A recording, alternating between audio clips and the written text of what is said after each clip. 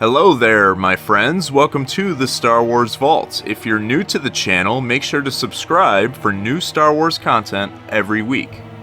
What's up, guys? Today I've got a new What If video for you to watch.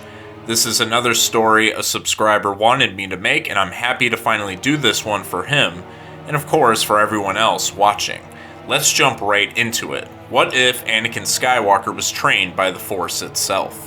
We begin our story in 41 BBY. The Sith had recently tampered with the Force by manipulating midichlorians in several Sith rituals. Darth Plagueis and Darth Sidious were attempting to shift the Force more toward the dark side. The Sith were obsessed with discovering the secrets to unlock immortality, and even to create life through the power of the Force. Plagueis and Sidious were hoping to construct the ultimate Sith in a way some would consider to be unnatural. This potential dark side spawn would bend the will of the entire galaxy into the hands of the Sith. Plagueis and Sidious would be unstoppable. But there is a different will they seem to have forgotten about. The will of the Force.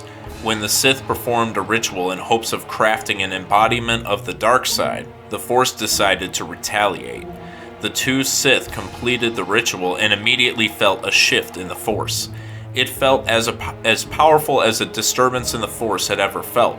At first, they believed their experiment had worked, but as every second passed, Darth Plagueis suspected something might be wrong.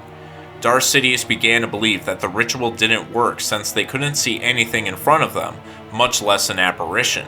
He tries to assure his master that nothing is wrong because there isn't any evidence that proves they created something. Plagueis went along with Palpatine's suggestion, but he continued to wonder what problem they may have just caused.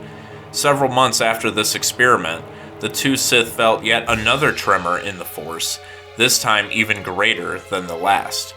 Plagueis asked Sidious again if he believes their ritual could have created something that turned out to be an ultimate backfire. The Sith apprentice shrugged this theory off, stating how nothing can stop what they have planned. Little did Palpatine know that a boy named Anakin Skywalker was just born on Tatooine at this very moment in time. 13 years go by, all the while Anakin is guided by some sort of inner voice. A presence that feels like himself, but also something much greater as well. A familiar presence. He just can't quite put his finger on it. While most children when they are born don't start logging memories until a few years of age, Anakin can remember just about everything from the moment of his birth. He remembers every time his mother held him, fed him, sang lullabies to him. What he remembers most is a strange voice constantly speaking to him, telling him how important his life will be. The voice told Anakin every day of his life, "You are my son." The boy was confused as to why he couldn't see this apparent father of his in front of him. By the time he was a teenager, Anakin decided to call this invisible entity the Ghost. His mother Shmi thought Anakin had an imaginary friend, but soon learned that her son was truly engaging with something supernatural. She didn't know how to explain it, but Shmi was able to observe how this ghost affected Anakin. He was getting wiser by the minute. The boy began to talk about his future and how he must find a way off Tatooine. The ghost influenced Anakin to confront Watto, his slave owner. With the help of this supernatural ally, Anakin is able to use the Force to completely mind control Watto and convince him to free both him and his mother. When Anakin tells Shmi the good news, she gives him a big hug. Anakin tells his mother that his father will guide them to the planet Coruscant. Shmi was flabbergasted, as she could only imagine why they are being led to the capital of the Republic.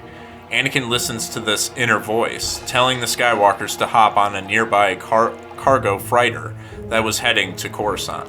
Luckily for them, the Force knew this ship was going where they needed to be.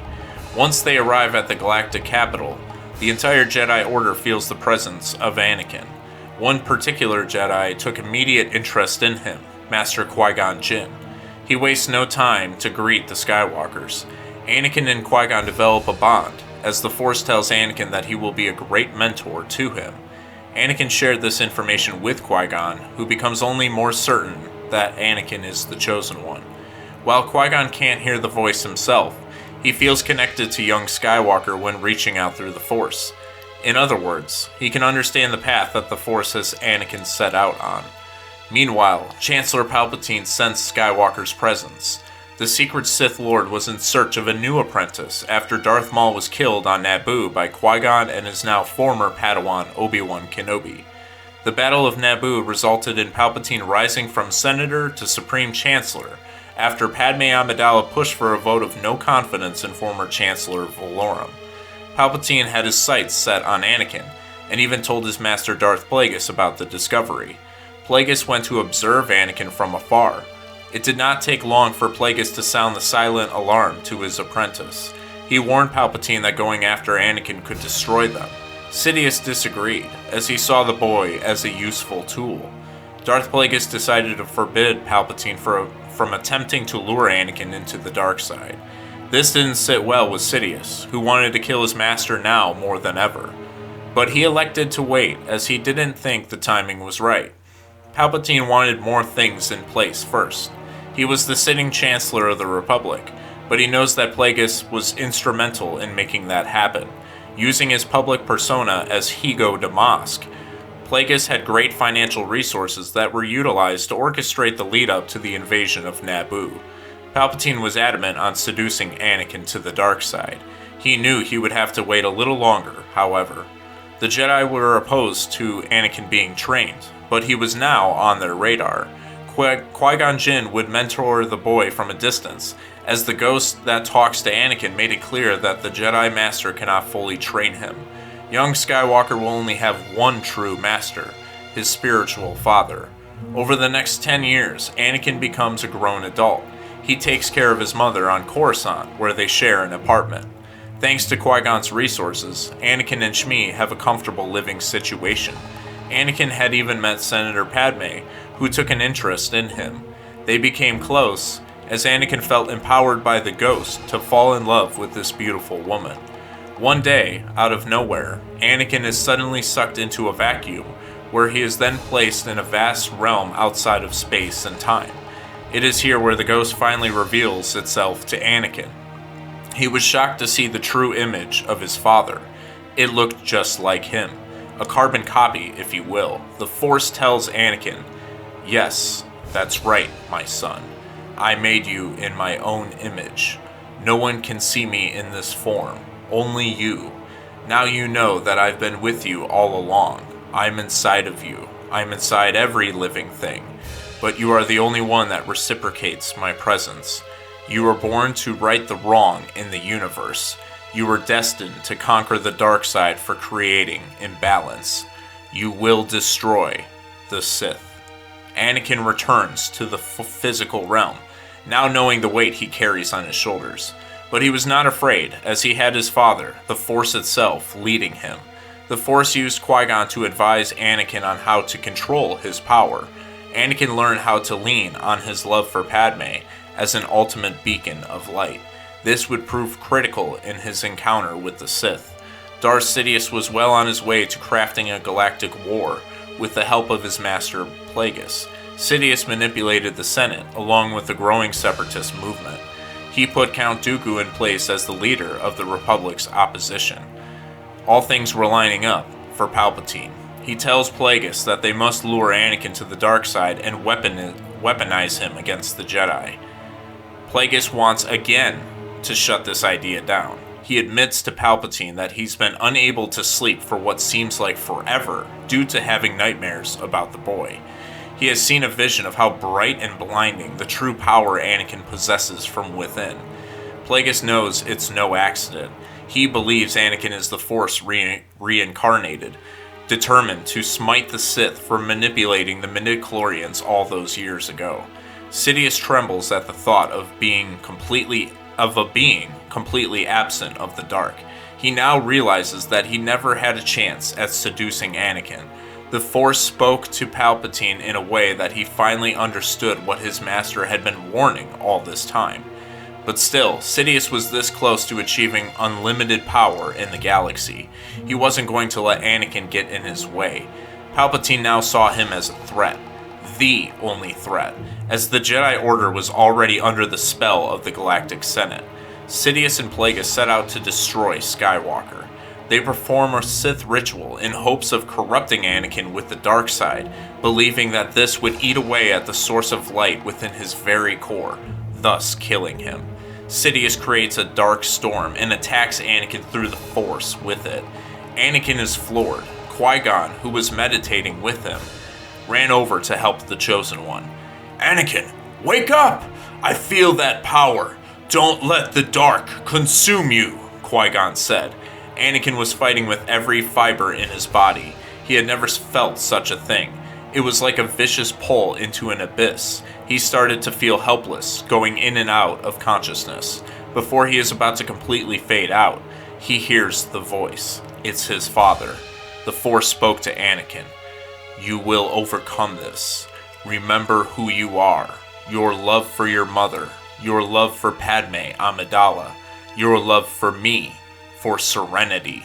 Let it shine through, my son." Anakin awoke and stood up.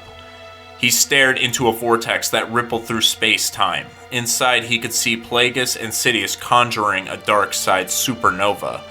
Once Anakin locked eyes with Darth Plagueis, the Sith Master became filled with fear. His eyes grew wider and wider as he stared at the son of the Force, the light, the answer to the dark. Before Plagueis could run away, he was completely incinerated by Anakin's brightness. Sidious could not believe it. He tried to turn away from Anakin to shield himself, but the Force spoke directly at Palpatine. "You will look at him." Sidious suddenly felt physically compelled to turn and look at Anakin, despite wanting to do the exact opposite. Palpatine was immediately burned out by the immense light that was radiating off of Anakin. The Sith were destroyed for good. Qui-Gon congratulates Anakin for fulfilling the prophecy and bringing balance back to the Force. The Jedi Order is saved, even though they couldn't even sense their own potential downfall. Anakin and Qui-Gon distanced themselves from the Jedi and even convinced Count Dooku to de-escalate the Separatist movement. Anakin and Qui-Gon would go on to serve the poor and disenfranchised throughout the galaxy, acting as good Samaritans who would root out corruption that exploited the weak and vulnerable. Eventually, Anakin married Senator Amidala, who stepped away from politics. They would raise a family with multiple children on her home planet of Naboo. Anakin would go on to see all of his children get married as well, spending the rest of his days in peace. Anakin lived to be over 90 years old, as he would have his family with him at his deathbed. The patriarch of the large Skywalker family could hear his spiritual father while he closed his eyes. "It's time for you to finally come home, son," the Force whispered. Anakin passes on to the Netherrealm of the Force, reunited with his father. The Creator says to his son, "I needed you to bring peace and justice to the universe, Anakin. Through you, all of this was possible. You were the chosen one. In your biological form, you became separate from me. But no matter what, I will always be with you, now and forever." And that is what would happen if Anakin Skywalker was trained by the Force itself. This was one of the most unique what-if stories that I've done to date, and I really hope I was able to entertain you guys. Thank you to the subscriber who suggested this, and now I want to know what you all thought of this. Did you enjoy this what-if? Is there anything you would have done differently in your version? Make sure to drop a comment below. Also, don't forget to force push the like button, as it really helps the channel. I'll be back soon to review the premiere of Maul's Shadow Lord on Disney+, so until then, my friends, may the Force be with you.